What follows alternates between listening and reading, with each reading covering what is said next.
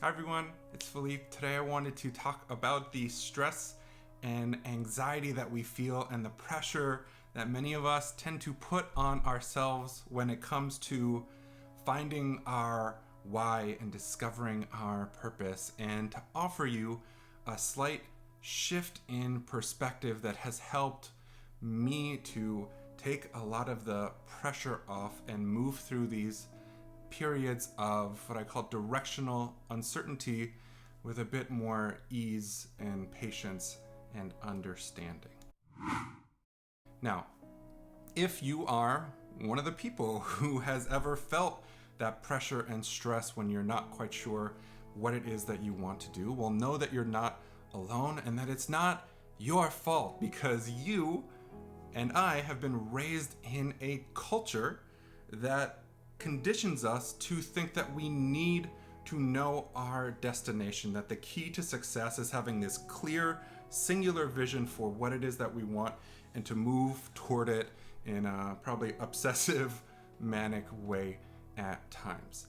And to be clear, having clarity around your goal, your purpose, your why is wonderful. And when you have it, by all means, move toward it as quickly and intentionally as you can. But the truth is, shall we say, the problem is that life doesn't always work that way.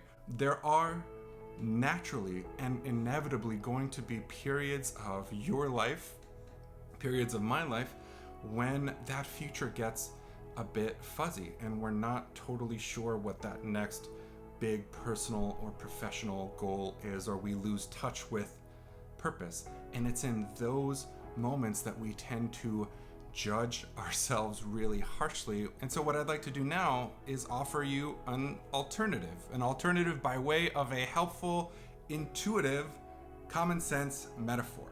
So let's say that you need a pen, you need to write something down, and you know that there's a pen in the room next door. Well, if you enter that room and the lights are on or it's daylight and you can see a pen sitting on a table minding its own business across the room, what will you do? Well, naturally, you'll just walk right over and grab it and keep on going with your day. Maybe go back to your journal to write all of your deepest thoughts and feelings, which is a great thing to do. But let's say that you need a pen, or alternatively, let's say that you need a pen and you know that there's one in the next room over, and you walk into that room, but the room is totally dark and there's no light switch, which is usually the thing that people say. What do you do then?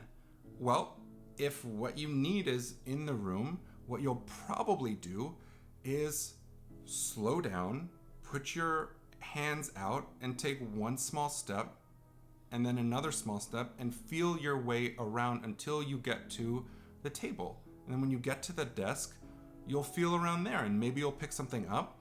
Maybe it's what you want, or maybe it's not. Maybe it's a marker or a pencil or a stapler, any other common desk item. And if it's not what you're looking for, well, then you'll just put it down and keep searching until you find what that is, and then continue going about your day. So maybe the parallel is obvious, but just for the sake of saying it anyways, when you have clarity on your goal, your purpose, your why, it's like walking into a brightly lit room where you see what you want and you walk toward it.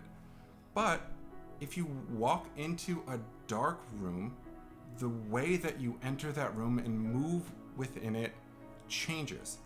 Rightly so. You slow down, you take incremental steps, you feel around, and then you reach out by trial and error. And if it's what you want, then great. And if it's not what you want, you put it back down. Now, what you don't do when you're in a dark room looking for a pen is to stop in the middle of the room and let out a primal scream and lament how crappy you are as a person, or how much easier it must be for other people to navigate dark rooms, or how you'll never find what this thing is. You also probably don't speed walk into a dark room, because that's a great way to either hit a wall or to have your knee connect with a coffee table.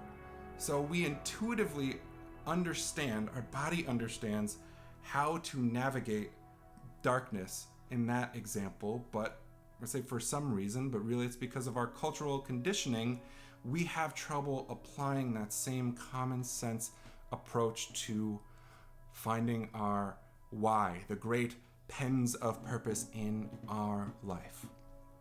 So, when you don't know what it is that you want, you're not sure about your big picture purpose, it's okay.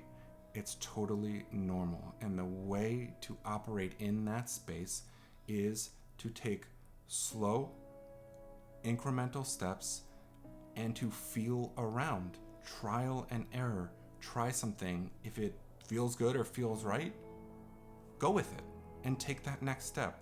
And if it doesn't, great. Well, then you know that that's not what you're looking for and you can cross it off the list and keep moving. Okay, my friends, that is all for today. I hope that you are staying safe and healthy, and I will talk to you soon.